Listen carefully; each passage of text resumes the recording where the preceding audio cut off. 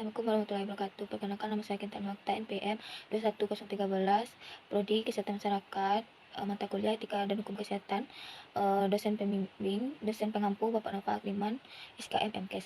Baiklah, saya akan membacakan materi tentang hak asasi manusia dan hak asasi kesehatan. Yang pertama, perbedaan hak asasi manusia dengan hak asasi kesehatan. Hak asasi manusia adalah sebuah konsep hukum dan normatif yang menyatakan bahwa manusia memiliki hak yang melekat pada dirinya karena ia adalah seorang manusia. Hak asasi manusia berlaku kapan saja, di mana saja, dan kepada siapa saja sehingga sifatnya universal. HAM pada prinsipnya tidak dapat dicabutkan. Hak asasi kesehatan adalah kondisi secara dari badan, jiwa, dan sosial yang memungkinkan setiap orang produktif secara ekonomis. Undang-Undang Nomor 23 Tahun 92 tentang kesehatan, karena itu kesehatan merupakan dasar dari diakuinya derajat kemanusiaan. Tanpa kesehatan, seseorang menjadi tidak sederajat secara kondisional. Tanpa kesehatan, seseorang tidak akan mampu memperoleh hak-haknya yang lain. Perkembangan hak asasi manusia dan hak asasi kesehatan di Indonesia. Yang pertama, perkembangan hak asasi manusia pada awal kemerdekaan. Pemikiran HAM pada awal kemerdekaan masih pada hak untuk merdeka, self-determination, hak kebebasan untuk berserikat melalui organisasi politik, serta hak kebebasan untuk menyampaikan pendapat, terutama di parlemen. Yang kedua, hak asasi manusia era Orde Lama. Orde Lama dalam hal ini dimaksudkan sebagai sistem pemerintahan di bawah kepemimpinan Presiden Soekarno.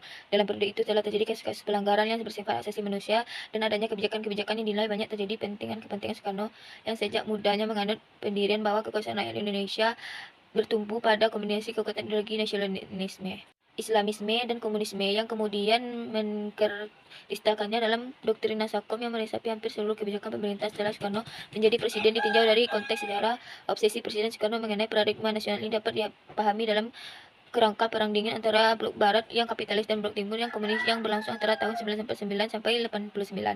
Hak asasi manusia Orde Baru. Pada tahap awal pembangunan Orde Baru, banyak yang menilai sebagai era baru kebebasan politik. Pada awal Orde Baru disebut sebagai bulan madu antara negara dengan masyarakat. Namun perkembangan ini tidak berlangsung lama. Sistem politik Orde Baru secara perlahan mulai berubah sejak Golkar, partai politik dimotori pemerintah, memenangkan pemilu secara mayoritas pada tahun 1971. Laku politik pemerintahan mulai menunjukkan regulasi politik yang ketat. Pada rezim ini kita dapat menganalisis pola implementasi hak asasi manusia HAM dalam era Orde Baru. Banyak resepsi buruk, terutama dalam hal kebebasan berpendapat dari setiap individual, baik para tokoh politik atau aktivis yang muncul pada era itu. Keempat, hak asasi manusia era reformasi. Orde reformasi yang dimulai tahun 1998 berusaha menegakkan HAM dengan jalan membuat peraturan perundang-undangan yang terkait dengan HAM sebagai rambu-rambu, seperti Undang-Undang Nomor 39 Tahun 99 tentang hak asasi manusia, ratifikasi terhadap instrumen internasional tentang HAM, Undang-Undang Nomor 26 Tahun 2000 tentang pengadilan HAM yang memungkinkan dibukanya kembali kasus-kasus pelanggaran HAM berat di masa lalu, serta pemberantasan praktik KKN. Yang kedua, perkembangan hak asasi kesehatan Indonesia. Kesehatan sebagai hak asasi manusia terdapat pada Undang-Undang Dasar 1945,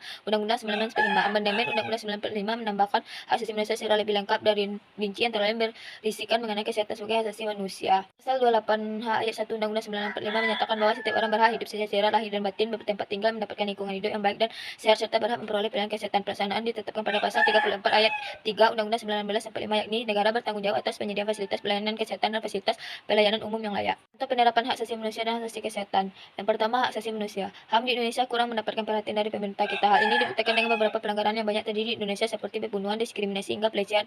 Kasus-kasus di atas terus meningkat angkanya tiap tahun. Sudah ditulis dalam Undang-Undang 1945 pasal 28 ayat 81 ayat 1 yang mengatakan bahwa setiap warga negara berhak hidup, kemerdekaan pikiran tidak disisa, diperbudak, untuk diakui di hadapan hukum, serta untuk tidak dituntut atas dasar hukum yang berlaku surut.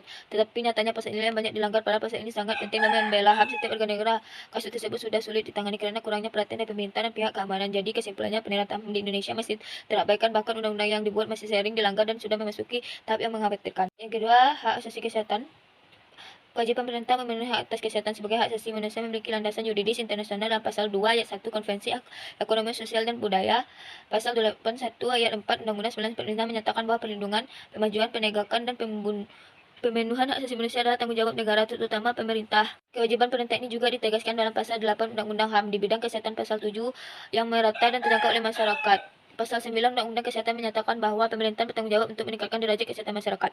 Upaya pemenuhan hak atas kesehatan dapat dilakukan dengan berbagai macam cara yang meliputi pencegahan dan penyembuhan. Upaya pencegahan meliputi penciptaan kondisi yang layak bagi kesehatan, baik menjamin ketersediaan pangan dan pekerjaan, perumahan yang baik, dan lingkungan yang sehat. Sedangkan upaya penyembuhan dilakukan dengan penyediaan pelayanan kesehatan yang optimal. Pelayanan kesehatan meliputi aspek jaminan sosial atas kesehatan, sarana kesehatan yang memadai, tenaga medis yang berkualitas, dan pembiayaan pelayanan yang terjangkau oleh masyarakat. Itu yang dapat saya sampaikan. Saya ucapkan terima kasih. Wabillahi taufiq wal hidayah. Assalamualaikum warahmatullahi wabarakatuh.